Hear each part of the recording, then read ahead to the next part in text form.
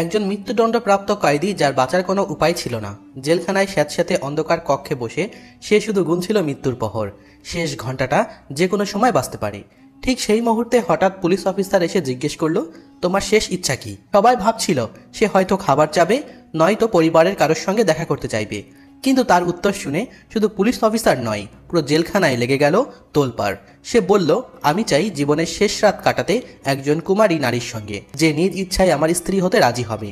মসজিদে ঘোষণা করে দিন, এই শহরে কি এমন কোনো মেয়ে রয়েছে যে কিনা আমার সাথে এক রাত অতিবাহিত করবে এবং আমার বউ হতে চাইবে? চারদিকে হইচই পড়ে গেল। এটা কি মোটেও সম্ভব, নাকি এর পেছনে ছিল ভয়ঙ্কর কোনো গোপন পরিকল্পনা? পুলিশ প্রশাসন কি শেষমেশ মেনে নিয়েছিল এই অদ্ভুত অনুরোধ? আর সেই রহস্যময় নারী বা কে ছিল? সে কি জেলখানায় এসেছিল যুবকটির সাথে রাত কাটাতে? কিন্তু আসল বিস্ময় তখনই, যখন সেই রাতের শেষে জেলখানায় গেট খুলে বের হলো এক রক্তচক্ষু বাস্তবতা। কি ঘটেছিল সেই রাতে? কেন পরের দিন সকালের পর পুরো জেলখানায় নেমে আসে স্তব্ধতা? এই রহস্যময় পর্দা উন্মোচন হবে এই ভিডিওতে। শেষ পর্যন্ত না দেখলে মিস করবেন এমন কিছু যা আপনি কল্পনাও করতে পারবেন না। আমার নাম নাহিদা হোসেন। আমি 30 বছর বয়সী একজন পুলিশ ইন্সপেক্টর। আমার জীবনের 10টি বছর কেটেছে আদালত, থানা এবং জেলের দেওয়ালের মধ্যে। আমি অনেক অপরাধীকে দেখেছি। কেউ ছিল নিষ্পাপ, আবার কেউ ছিল হিংস্র আর নৃশংস। কিন্তু হ্যাঁ, একজন কয়েদি ছিল যে আমার মনকে এক অদ্ভুত দ্বিধার মধ্যে ফেলে দিয়েছিল। কয়েদি নাম্বার 765। সে কোনো সাধারণ কয়েদি ছিল না। তার চোখে ছিল এক অদ্ভুত রহস্য, যেন সে কোনো অজানা জগতে হারিয়ে গেছে। আমি তাকে একদম নিষ্পাপ বলতে পারতাম না, আবার পুরোপুরি দোষীও বলতে পারবো না। যখনই আমি তাকে দেখতাম মনে হতো সে চিন্তায় একেবারে ডুবে গেছে। তার মুখে ছিল এক অদ্ভুত প্রশান্তি, কিন্তু সেই প্রশান্তি যেন এক অজানা বিস্ময়তায় ঢাকা ছিল, যা আমাকে সবচাইতে বেশি কষ্ট দিত। তা হলো, সে ছিল মাত্র 20 বছর বয়সী যুবক। পৃথিবীকে ভালো করে দেখাও হয়নি তার, অথচ তাকে চিরদিনের জন্য এই পৃথিবী থেকে বিদায় নিতে হবে। সে খুব কম কথা বলতো, যেন তার ভাষা হারিয়ে ফেলেছে, বা হয়তোবা সে কিছু বলতে চায় না। বহুবার আমার ইচ্ছা হয়েছে তাকে প্রশ্ন করি, তুমি কি এমন অপরাধ করেছিলে যার জন্য তোমার শাস্তি মৃত্যুদণ্ড? কিন্তু তার মুখে যে হতাশা আর এক অজানা শূন্যতা ছিল, তা দেখে আমার ভাষা যেন থেমে গেল। কিন্তু 765 নম্বর কয়েদির দিকে তাকালে এক অদ্ভুত কোমলতা অনুভব করতাম, যেন আমার ভেতরে এক অজানা প্রশ্ন জেগেছিল। তবে জেলের নিয়ম ছিল কঠোর। এখানে কয়েদিদের সঙ্গে ব্যক্তিগত সম্পর্ক বা সহানুভূতিশীল প্রকাশ করা সম্পূর্ণ নিষেধ। আজ আমি একটি নির্দেশ পেয়েছি, 2 দিন পর কয়েদি নাম্বার 765-কে মৃত্যুদণ্ড দেওয়া হবে। এই সময়ের মধ্যে তাকে শেষবারের মতো তার মায়ের সঙ্গে দেখা করার অনুমতি দেওয়া হবে। এই নির্দেশনাপত্র হাতে নিয়ে আমার মন অস্থির হয়ে উঠল। হৃদয় এক অজানা অশান্তিতে খেলা করছিল, এক ধরনের অববনীয় ব্যাকুলতা যার কোনো শেষ নেই। আমি জানতাম মৃত্যুদণ্ডপ্রাপ্ত কয়েদিদের কাছ থেকে তাদের শেষ ইচ্ছা জানতে হয়। এটা ছিল তাদের একমাত্র অধিকার। মৃত্যুর আগে তাদের চাওয়া পাওয়া পূর্ণ করার চেষ্টা করা হতো। সে যদি শেষবারের মতো তার প্রিয় খাবার খেতে চায়, কাউকে দেখা করতে চায়, কিংবা অন্য কোনো ইচ্ছা থাকে, তবে আমরা সেই ইচ্ছা পূরণের জন্য সর্বোচ্চ চেষ্টা করি। কয়েদি নাম্বার 765, যার নাম ছিল ইমন, আজ তার মায়ের সঙ্গে দেখা করেছিল। সে মহিলা নিজের ছেলেকে জড়িয়ে ধরে কাঁদছিলেন এবং বারবার বলছিলেন, বাবা, আল্লাহ তোমাকে এই দুঃখ থেকে মুক্তি দেবেন, আমি বিশ্বাস করি। এ কথা আমার কানে বারবার প্রতিধ্বনিত হচ্ছিল। এই মা এখনো আশা ছাড়েননি। তবুও এই মায়ের আশা আমার কাছে অবিশ্বাস্য মনে হচ্ছিল। সাজা ঘোষণা হয়ে গিয়েছে এবং জেলে কোনো সিদ্ধান্ত একবার হয়ে গেলে তা আর পাল্টানো যেত না। তবুও সেই মহিলার দৃঢ় বিশ্বাস ছিল যে তার ছেলে নির্দোষ এবং কোনো অলৌকিক ঘটনা তাকে রক্ষা করবে। আজ আমি একটি আদেশ পেয়েছিলাম, আমাকে ইমনের কাছে গিয়ে তার শেষ ইচ্ছা জানতে হবে এবং তাকে তার পরিবারের সঙ্গে সাক্ষাতের সুযোগ দিতে হবে। আমি ভেবেছিলাম হয়তো সে বলবে তার পরিবারের সঙ্গে আরও কিছু সময় কাটাতে চাই, কারণ এমন সময় সাধারণত কেউ বড় কোনো ইচ্ছা প্রকাশ করে না। কিন্তু আমি জানতাম না তার শেষ ইচ্ছা এত অদ্ভুত আর চমকপ্রদ হবে, যেটা শুনে আমি হতবাক হয়ে যাব। আমি তার কাছে গেলাম এবং প্রথমবারের মতো তার সঙ্গে কথা বলার জন্য শব্দ খুঁজতে লাগলাম। কয়েক মুহূর্তের নীরবতার পর আমি সহানুভূতিশীল সুরে জিজ্ঞেস করলাম, ইমন, তোমার কোনো শেষ ইচ্ছা আছে কি? বলো, তোমার ইচ্ছা পূরণের জন্য আমরা সর্বোচ্চ চেষ্টা করব। ইমন আমার দিকে তাকালো এবং শান্ত গলায় বলল, আমার একটাই ইচ্ছা আছে, আর আমি চাই আপনি আমাকে প্রতিশ্রুতি দিন যে আপনি এটা পূরণ করবেন। আমি তাকে আশ্বাস দিলাম, এটা প্রত্যেক কয়েদির অধিকার, তোমারও। আমরা চেষ্টা করব তোমার ইচ্ছা পূরণ করতে। আমি অবাক হয়েছিলাম যে সে কতটা সিরিয়াসলি ভাবে তার শেষ ইচ্ছা নিয়ে কথা বলছে। আমি নরম সুরে বললাম, চলো, এসপি সাহেব নিজেই তোমার কাছ থেকে তোমার শেষ ইচ্ছার কথা শুনবেন। আমি ইমনের সঙ্গে এসপি সাহেবের ঘরে চলে গেলাম। এসপি সাহেব তাকে মনোযোগ দিয়ে দেখলেন এবং বললেন, বলো, তোমার শেষ ইচ্ছাটা কি? আমি অবাক হলাম যে এসপি সাহেব এত কোমলভাবে এই কয়েদির সঙ্গে কথা বলছেন। সাধারণত এমনটা হয় না, কিন্তু হয়তো তিনি সত্যিটা জানতেন তার অপরাধ কি ছিল এবং এই সাজা কেন দেওয়া হয়েছে। এখানে অনেক কয়েদি ছিল যাদের অপরাধ ছিল সামান্য, কিন্তু সাজা ছিল কঠিন, আর বড় বড় অপরাধীরা বাহিরে স্বাধীনতাভাবে ঘুরে বেড়াতো। ইমন এক গভীর নিঃশ্বাস নিয়ে বলল, আমার শেষ ইচ্ছা হলো আমি জীবনে প্রথম এবং শেষবারের মতো বিয়ে করতে চাই। আমি একটি বিয়ে করতে চাই এবং আমার স্ত্রীর সঙ্গে একদিন কাটাতে চাই। এই কথা শুনে যেন পুরো ঘর নিস্তব্ধ হয়ে গেল। আমি আর বাকি সবাই বিস্ময়ে একে অপরের দিকে তাকাতে লাগলাম। এসপি সাহেব কয়েক মুহূর্তে নীরব রইলেন, তারপর গভীরভাবে বললেন, বেটা, বিয়ে তো আমরা করিয়ে দিতে পারি, কিন্তু এমন কোনো মেয়ে আছে যে তোমার সঙ্গে বিয়ে করতে রাজি হবে যখন জানবে যে পরের দিন তোমার ফাঁসি হয়ে যাবে? তিনি একটু থামলেন, তারপর আবার বললেন, তুমি একজন মৃত্যুদণ্ডপ্রাপ্ত আসামি। তোমার বয়সও তেমন নয় যে তোমার পরিবার কাউকে টাকার লোভ দেখিয়ে রাজি করাবে। আর তাছাড়া তুমি গরিব ঘরের ছেলে। এমন অবস্থায় গরিবদের সঙ্গে বিয়ে করতেও কেউ সহজে রাজি হবে না, বিশেষ করে এই পরিস্থিতিতে। কেন নিজের জীবনটা শেষ সুযোগটা নষ্ট করছো? এসপি সাহেব গভীর সুরে বললেন, কোনো অন্য ইচ্ছা থাকলে বলো, খাবার দাবার বা কারোর সঙ্গে দেখা করার ইচ্ছা, আমরা তোমার জন্য সব করতে রাজি আছি, কিন্তু বিয়ে এটা সম্ভব নয়।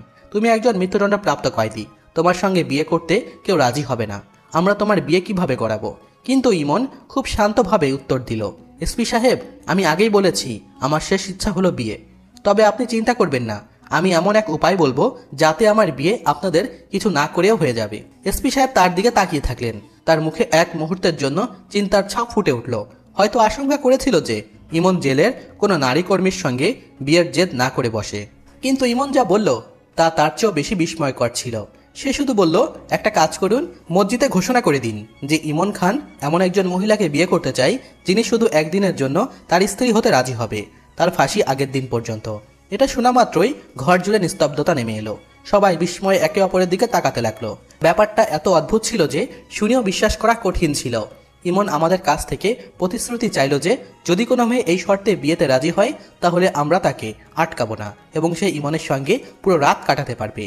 তার এই চতুরতা আমাদেরকেও চিন্তায় ফেলে দিল। এসপি সাহেব কয়েক মুহূর্ত চিন্তা করলেন, তারপর কাঁধ ঝাঁকিয়ে বললেন, আমাদের পুরো বিশ্বাস কেউ এই শর্তে তোমার সঙ্গে বিয়ে করবে না। কেনই বা শুধু একদিনের জন্য দুলহান হয়ে নিজের জীবন নষ্ট করতে চাইবে? কে নিজের পরিবারের সঙ্গে ঝগড়া করে এই সিদ্ধান্ত নিবে? কিন্তু ইমনের ওপর আমাদের কোনো কথারই কোনো প্রভাব পড়ল না। সে পুরো শান্ত গলায় বলল, আপনারা শুধু ঘোষণা করেন, এটা আমার শেষ ইচ্ছা। যদি কেউ না আসে তাহলে আমি আর কোনো ইচ্ছা প্রকাশ করব না। তারপর আপনারা চাইলে আমাকে ফাঁসি দিয়ে দিবেন। ইমনের এই জেদের সামনে আমাদের হার মানতেই হলো। আমরা মসজিদে ঘোষণা করিয়ে দিলাম যে ইমন যে দুদিনের মধ্যে মৃত্যুদণ্ড পেতে চলেছে তার শেষ ইচ্ছা হিসাবে একদিনের জন্য কোনো মেয়ের সঙ্গে বিয়ে করতে চায়। যদি কোনো মহিলা এই শর্তে বিয়েতে রাজি হন তবে তিনি এগিয়ে আসতে পারেন। এই ঘোষণা গোটা এলাকা জুড়ে ছড়িয়ে পড়ল। তবে আমাদের মনে একরকম নিশ্চিত বিশ্বাস ছিল যে কেউ এমন শর্তে সামনে আসবে না। ইমন ছিল এক গরিব পরিবারের ছেলে এবং আমাদের দৃঢ় বিশ্বাস ছিল যে কেউই এই শর্তে তার সঙ্গে বিয়ে করবে না। তবুও আমরা তার শেষ ইচ্ছা সম্মান রেখেই ঘোষণা করে দিলাম। আমাদের কাছে এটা যেন এক হাস্যকর ও অবাস্তব ব্যাপার মনে হচ্ছিল। কিন্তু ঠিক 1 ঘন্টা পরে এক পুলিশ কনস্টেবল দৌড়ে এলো এবং খবর দিল জেলের দরজায় একটি মেয়ে উপস্থিত আছে যিনি কনে সেজে এসেছে এবং তার সঙ্গে একজন মৌলভী সাহেবও আছেন। এই কথা শুনে আমি এবং এসপি সাহেব অবাক হয়ে বাহিরে গেলাম। আমাদের সামনে দাঁড়িয়ে ছিল এক তরুণী যার বয়স আনুমানিক 17 থেকে 18 বছর হবে। সে সত্যি সত্যি কনে হিসাবেই এসেছিল, সম্পূর্ণ বিয়ের পোশাকে সেজে। তার পাশে দাঁড়িয়ে ছিল একজন আলেম যার হাতে ছিল নিকাহ রেজিস্টার। এসপি সাহেব গম্ভীরভাবে জিজ্ঞেস করলেন, মৌলভী সাহেব, আপনি কে? আর এই মেয়েটি কে? মৌলভী সাহেব উত্তর দিলেন, এই মেয়েটি আমার কাছে এসেছিল এবং বলেছিল যে তাকে আমি ইমনের সঙ্গে নিকাহ পড়িয়ে দিই, কারণ ইমন একজন মৃত্যুদণ্ডপ্রাপ্ত কয়েদি। আমরা সবাই স্তম্ভ হয়ে গেলাম। মৌলভী সাহেব কথা চালিয়ে গেলেন, আমি একাধিকবার তাকে বোঝানোর চেষ্টা করেছি, মেয়ে, তুমি কেন নিজের জীবন নষ্ট করতে যাচ্ছ? কিন্তু সে তার জিদে অটল ছিল। সে বলেছে সে শুধু ইমনের সঙ্গেই বিয়ে করবে, এটিও তার শেষ ইচ্ছা, কারণ সে ইমনকে সত্যিকারে ভালোবাসে। এটা শুনে জেলে নীরবতা নেমে এলো। আমাদের বিশ্বাস হচ্ছিল না যে ইমনকে কেউ এতটা ভালোবাসতে পারে যে তার জন্য সবকিছুই ত্যাগ করতে রাজি হয়ে যাবে। এই ঘটনা যতই অদ্ভুত মনে হোক না কেন, আমাদের এর বিরোধিতা করার কোনো অধিকার ছিল না। আমাদের কাজ ছিল কেবল কয়েদিদের শেষ ইচ্ছা পূরণ করার। অবশেষে নিকার আনুষ্ঠানিকতা সম্পন্ন করার জন্য মৌলভী সাহেবকে ভেতরে ডাকা হলো এবং ইমনকে তার সেল থেকে বের করে জেল অফিসে বসানো হলো। মৌলভী সাহেব ইমনের এবং মেয়েটির নিকাহ পড়িয়ে দিলেন। নিকাহ সম্পূর্ণ হওয়ার পরে ইমন হাসি মুখে বলল, চুক্তি অনুযায়ী এখন আমার স্ত্রীকে আমার কাছে পাঠান। আমি তার সঙ্গে কিছু কথা বলতে চাই, পুরানো স্মৃতিগুলো ঝালিয়ে নিতে চাই। শুধু একদিনের জন্য, তারপর সে চলে যাবে। তারপর আপনারা চাইলে আমাকে ফাঁসি দিয়ে দিন, আমার কোনো দুঃখ থাকবে না। আমার ভালোবাসা আমি পেয়ে গিয়েছি, এটা আমার জন্যই যথেষ্ট। ইমনের কথা শুনে আমার চোখে জল চলে এলো। সত্যিকারের ভালোবাসা এমনই হয়, নির্ভীক এবং নিঃস্বার্থ। আমি মনে মনে ভাবছিলাম, কিন্তু আমি জানতাম না যে এই নিকার পেছনে এমন এক গল্প লুকিয়ে আছে যা আমাদের হোশ উড়িয়ে দেবে। এসপি সাহেব হেসে আমাকে ইশারা করলেন এবং বললেন, মেয়েটিকে ইমনের সেলে নিয়ে যাও এবং দরজা বন্ধ করে দাও। আমি আদেশ অনুসারে কাজ করলাম। আমি তাদের দুজনকেই সেলের মধ্যে বন্ধ করে বাইরে বের হয়ে এলাম।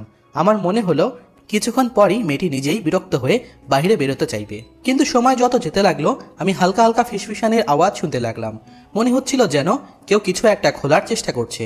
আমার সন্দেহ হলো হয়তো সেলের দরজা ভাঙার চেষ্টা করা হচ্ছে, কিন্তু আমি নিশ্চিত ছিলাম এটা সহজ কিছু না। দরজা খুব বড় এবং মজবুত তালা লাগানো ছিল। আমি আমার দপ্তরে ফিরে গেলাম এবং ভাবনায় ডুবে গেলাম, কিন্তু হঠাৎ করেই জেলের ভেতর থেকে এক হৃদয় বিদারক চিৎকার ভেসে এলো। আমি সঙ্গে সঙ্গে উঠে দাঁড়ালাম এবং দৌড়ে ইমনের সেলে গিয়ে দেখলাম কি হয়েছে। আমি ভিতরে উকি দিয়ে জিজ্ঞেস করলাম। সেই মেয়েটি যে কনের পোশাক পরেছিল সে ঘোমটা নামিয়ে দাঁড়িয়েছিল। তার নিঃশ্বাস অগোছালো আর তার পুরো শরীর কাঁপছিল। আমি যখন তাকে ভালো করে লক্ষ্য করলাম তখন সে কাঁপতে কাঁপতে বলল, আমার সদ্য স্বামী কোনো দোষ করেনি, সে নির্দোষ।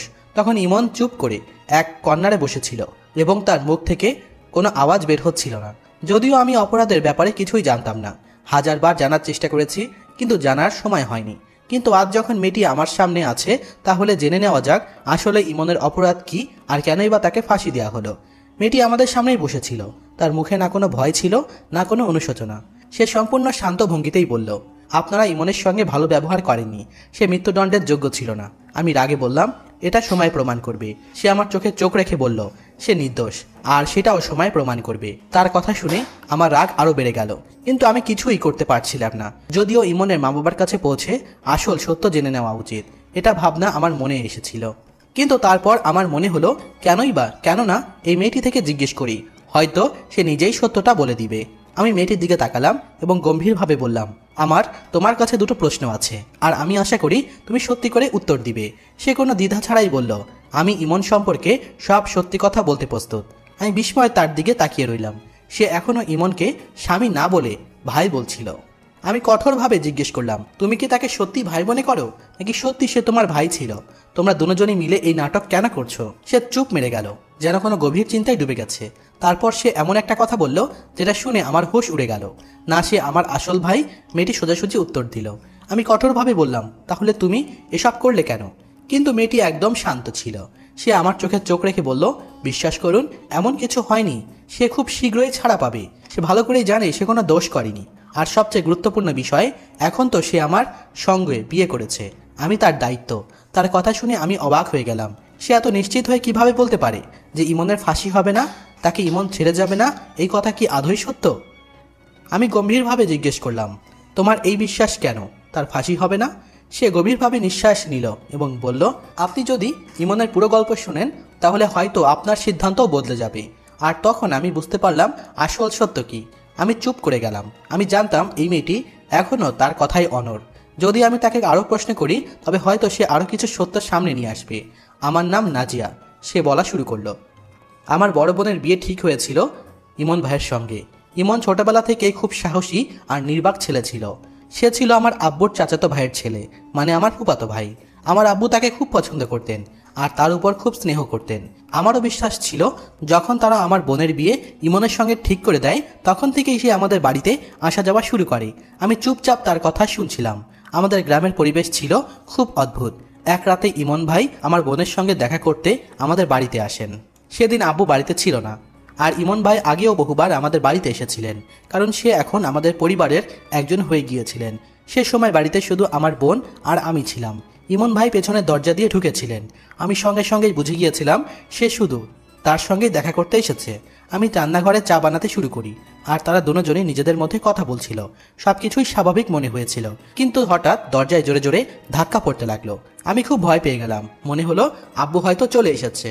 আমি তাড়াতাড়ি দরজার বাইরে উকি দিলাম, কিন্তু যেটা দেখলাম তাতে আমার গায়ে কাঁটা দিয়ে উঠল। 3-4 জন লোক দরজার বাইরে দাঁড়িয়ে ছিল। তাদের মুখভঙ্গি ছিল ভয়ঙ্কর আর উদ্দেশ্য ছিল স্পষ্টভাবেই খারাপ।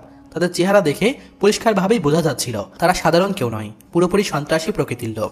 আমার চোখে ভয় ছেয়ে গেল, তবুও কিছুটা সাহস পেলাম, কারণ ইমন ভাই আমাদের সঙ্গে ছিল। দরজা খুলো, না হলে দরজা ভেঙে দেব, একজন গভীর গলায় বলল। আমি কাঁদতে কাঁদতে বললাম, আমরা বাড়িতে দুজন বোন ছাড়া আর কেউ নেই, তোমরা এখান থেকে চলে যাও, প্লিজ চলে যাও। কিন্তু তারা কোনো কথাই শুনল না। তারা জোর জবরদস্তি করে দরজা ভেঙে দিল এবং ভেতরে প্রবেশ করলো। আমাকে এবং ইমন ভাইকে এক ঘরে বন্দি করে আমার বড় বোনকে একের পর এক নরপিচাসের দলেরা ধর্ষণ করে। কিন্তু তখনই আমি এবং ইমন ভাই আমাদের মাথার বুদ্ধি খাটিয়ে সেই বন্ধ করা দরজা খুলে ফেলি। আর তখনই ইমন ভাই সেই ধর্ষকদের মারতে শুরু করে। কিন্তু 6-7 জনের কাছে একজন কিছুই নয়, তারাও ইমন ভাইকে মারে। কিন্তু এক পর্যায়ে ইমন ভাই না পেরে আমাদের বোনের ইজ্জত বাঁচাতে রান্নাঘর থেকে ছুরি এনে প্রত্যেকেরই গলা কেটে দেয়।